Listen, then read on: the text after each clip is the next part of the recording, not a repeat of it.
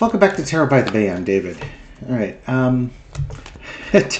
Got home late last night, or late-ish last night, and had not recorded any videos, and had a long week. And I took last night off. Now, technically, I didn't take yesterday off. I recorded 7 videos with my brother yesterday, so you got that working for you. But yeah, there were no videos waiting for you at midnight Sunday morning, or 12:01 a.m. on Sunday morning. It is now Sunday, almost noon time here, 11:55, and I'm going to just go ahead and get my readings done for Monday. I might do some for Sunday as well, and I'll just put them up this afternoon and see where they go from there. But yeah, I'm just tired. Needed some sleep.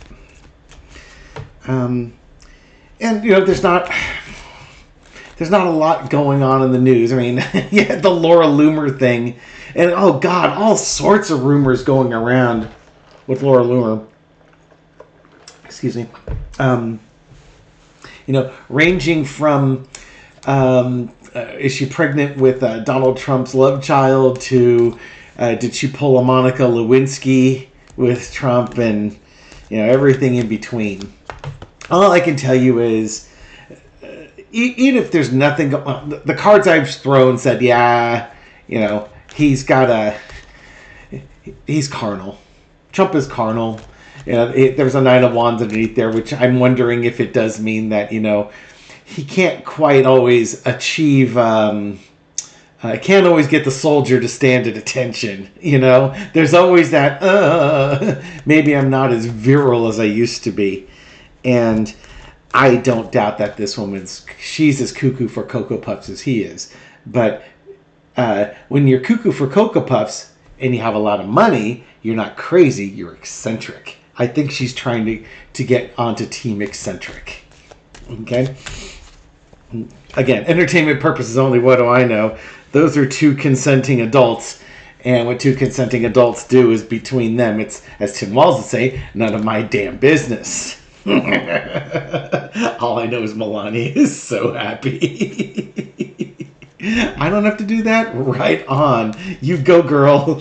Maybe Melania will give her some money, some pin money to keep up the good work. It's a minor investment. This reading, I just want to focus on Kamala Harris and just get a vibe for how she's feeling about her about the campaign and where she might be going next. Just a general Kamala Harris reading here. Why focus on Trump all the time when you could focus on something more positive? All right, so come on down. Let's take a look at Kamala Harris and see how things are looking for her. All right, entertainment purpose only. What's going on in Kamala Harris's campaign? The Empress. Oh, that was a wonderful card as a foundation. I think she feels like she's firing on all cylinders. Funny, and you got the devil underneath. She's taking care of business. She's the vice president. She's a stepmom. She's a wife, and about to become the first female president, the first black female president, the first Asian president in United States history here. Her campaign has solidified. Donations are coming in. She is sitting in the catbird seat, as the phrase goes. Underneath it all is the devil card. This devil could be Donald Trump, because in everything that he represents. But this could also, it's that knowledge of just how messed up society is. How people are just, they're chained to their belief systems that are corrupt. And as somebody who's a former prosecutor and district attorney, how do you uncouple them? Get them to leave that corruption. And that's kind of why her message has been joy and hope and optimism and don't go back. She's trying to get people to voluntarily leave MAGA. You don't have to be miserable and stay there. Come with me. Come to the bike. it's not only the dark side that has cookies. Come to the light side. We have cookies too.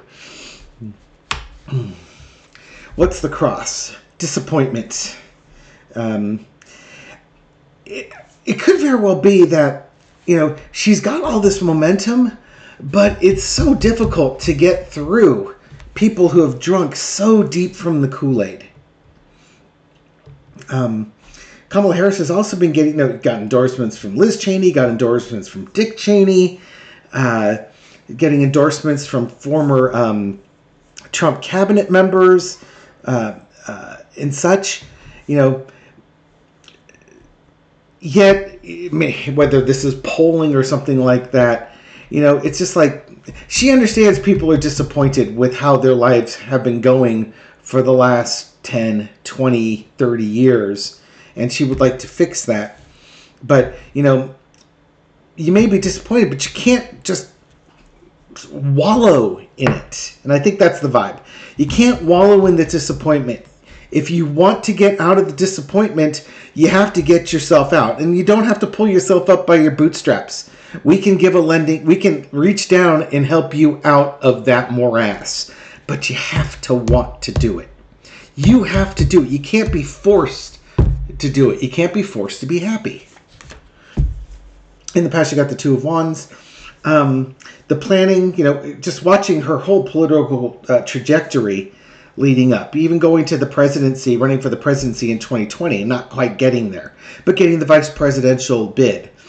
Simply because Joe Biden understands that just because somebody's your political opponent today doesn't mean they're not your ally tomorrow. Joe Biden gave her a hell of an opportunity with being the vice president. And she got, to the second highest office in the country. The downside of it is there's only one way to go from there. Really, there's only one other job from there. And that's the presidency. Current situation is the Eight of Swords. I don't feel like she's feeling restricted, per se.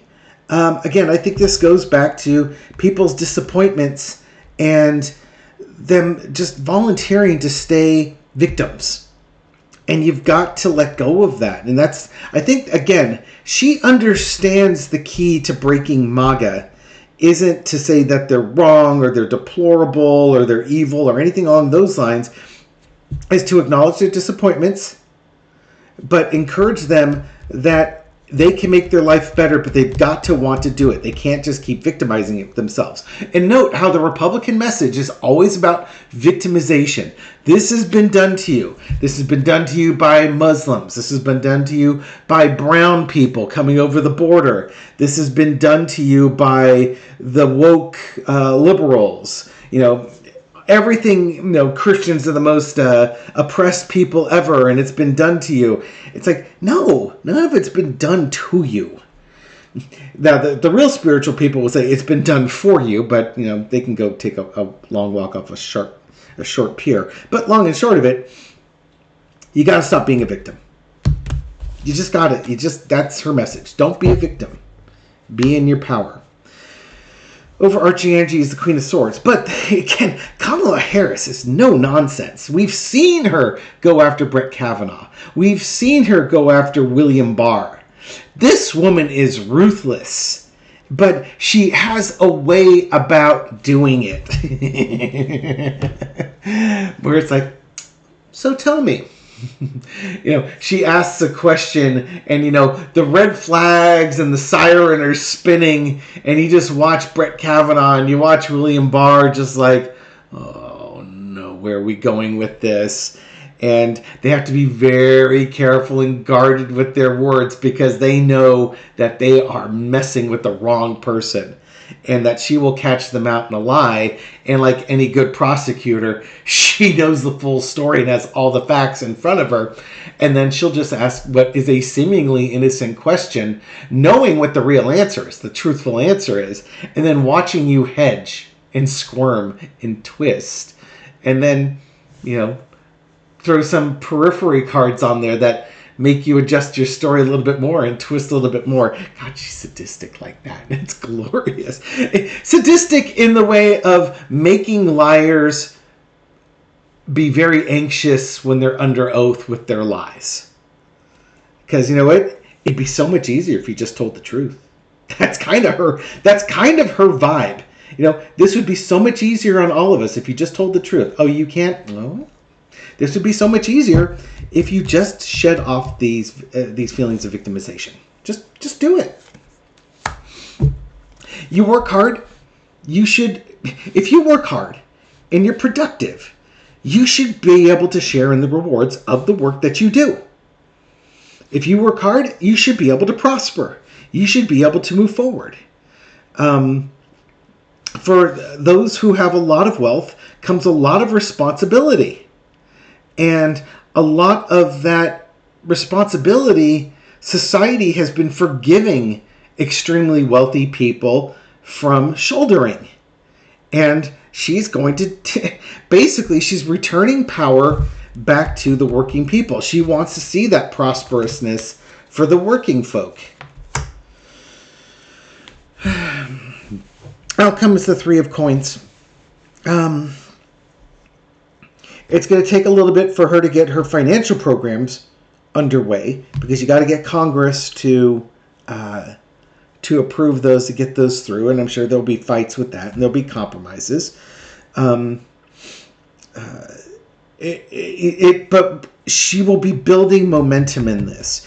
Also, with this Three of Coins, what you might start seeing for the first time, it seems like our lifetime, but it's maybe not been that long, you might start seeing bipartisan support behind the scenes as people start walking away from the darkness that is fascism.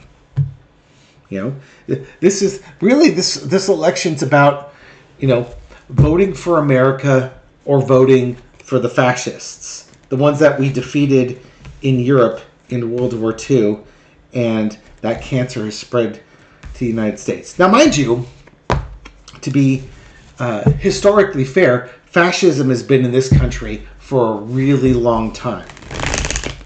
And when fascism, for instance, was peaking in World War II, prior to that, it was starting to peak in the United States as well.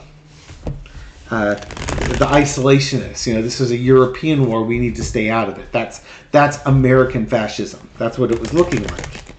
And the problem is that Japan made the blunder of realizing the United States could get pulled into the war, thus took a preemptive strike on the Hawaiian Islands, trying to wipe out the Pacific Fleet, which so enraged the American people that even the isolationists couldn't stop that wave of anger that swept over the country, and the U.S. declaring war, and people volunteering to join the military, not waiting to be drafted. They were volunteering to get in there, and men being disappointed, some to the point of suicide, if they couldn't be accepted into the military.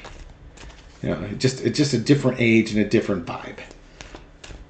The closest we came to it was after 9/11. Is that same sort of fear, then outrage and anger to lash out. And that was part of the reason why George Bush and Dick Cheney were invading Iraq and Afghanistan. Pretenses of weapons of mass destruction, which turned out to be bad data. But remember, the American people wanted to exact revenge. We had been feeling there was this vibe of anger and vengeance that couldn't be expressed. There wasn't a target.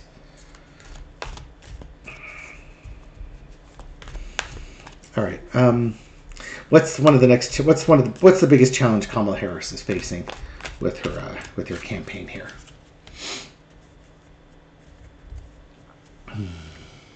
Impotent rage was the word I was looking for there. I'm stalling for time. What's Kamala Harris's biggest challenge now with her campaign? The devil card. It's just getting people to decouple from Trump. Depowering, the impotent rage, speaking of impotent rage, the impotent rage of the MAGA base. How do you get them to decouple? because there's such it's all emotions. It's all lizard brain stuff. The outrage politics and the outrage agenda. Everything is an outrage. Everything is, just emotionally driven. Getting them to think using critical thinking skills. That's really the key to undermining this, is getting them to just stop believing everything they're told and to start using their brains themselves. They get controlled through their emotions. That, their leaders need to be shown to have a lack of integrity, and that would be a key to that. Getting their emotions under control, showing their leaders lack integrity, using your critical thinking skills, and understanding that you're not stuck with this. You can take a new path. But, you think about it, what is MAGA but if not fear and anger and impotent rage? How do I rage against something? It's controlling people who don't think. It's playing on their emotions. It's gaslighting them. They don't know what's real or what's not.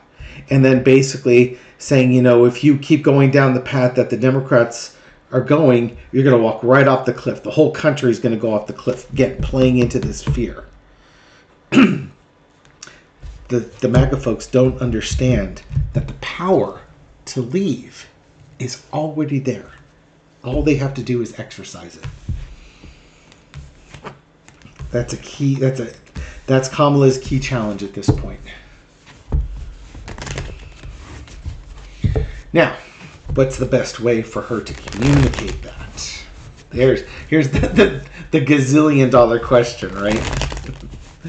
What is the best way to reach the people that would be the most willing? I don't think you're going to be able to get them all unchained. That would be great if you could, but let's be realistic. It's going to take gradations of it.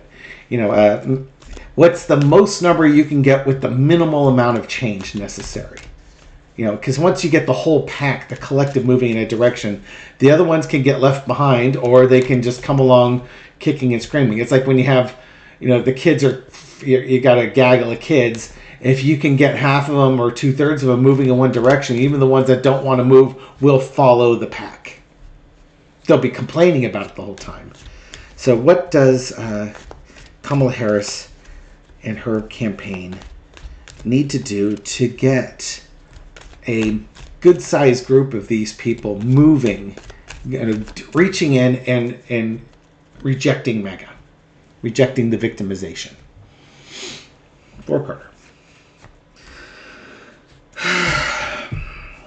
Getting that, give them hope, love, agreement, playing to their sensibilities, their human connection. It's a human connection thing. Oh, God. Angel, devil, woman, man. This is free will, looking to the hope, looking for optimism. This is looking for pessimism and being stuck behind. This is here's what to do to achieve this, but you have to let go of this. What a fantastic, I don't even know what the clarifiers are, but just with those two cards, reject this to go to this. Do you reject Satan and all his works? Wow. It's almost like you have to acknowledge their strengths, how difficult a task this is. This is a trust issue. Trust me, follow me. This is almost like Jesus of Nazareth, except much more fancy dressed. Leading the Jews out into was it Jesus? Oh God, my biblical things. Okay, who led the slaves out into the desert? Hang on, let me go Google this. Yeah, I didn't think it was Moses. Come on back down. This is like a Moses moment. Come out into the desert. We're going to be out there desert for 40 days, 40 nights. That type of thing. Trust me, you can do this. It's acknowledging their strength and acknowledging the burdens that they've carried, but promising them that if they show strength, if they show trust, if they're willing to shoulder the burdens, we can help you shoulder your burden. If you trust us, we can help you with this, And if you show some strength, we can get you out of this situation. But you got to let this go. You got to let the past grievances go. As she keeps saying, we're not going back. Give them hope. Give them acknowledgement. Help shoulder their burden or remove some of their burden. Just like Christ on the cross, people helping shoulder the burden on that. A little bit of trust with the leadership, she can get there. She can get a lot of them there. Some will never want to let go of the grievances because it's become part of their identity. And they're too scared to let go of their identity as it is now. Their identity leaves them miserable, but they're too scared to leave it because it's all they've known for the past at least 10 years. It's been longer than that, but it got a name and it got to come out 10 years ago. And it feels so good to be able to just dump your anger and your hatred on everyone around you and have them be scared or recoil from you because it makes you feel powerful. But it doesn't make them any less alone. It just makes them angry because they know that they're alone. And they don't like that feeling, but there it is. We'll leave it here. Thank you very much for watching this video and supporting my channel. I appreciate it. I hope you found this reading insightful. It is meant for entertainment purposes only, and I'll catch you on the next video. Take care.